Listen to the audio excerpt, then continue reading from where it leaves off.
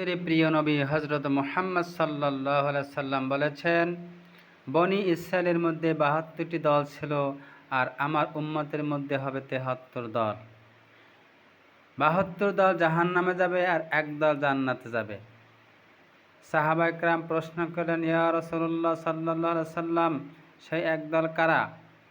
রাসূলুল্লাহ সাল্লাল্লাহু আলাইহি সাল্লাম জবাব দিলেন, সে একদল হলো যারা আমাকে এবং তোমরা আমার সাহাবী তোমাদেরকে অনুসরণ করবে, তারাই সেই একদল। তার বাকি ৭২ দল হবে জাহান্নামী। সুতরাং এখানে স্পষ্ট যে যারা রাসূলুল্লাহ সাল্লাল্লাহু আলাইহি সাল্লামের সুন্নতের বাহিরে বিন্দু পরিমাণ চলবে তারা সেই ৭২ দল অন্তর্ভুক্ত হবে।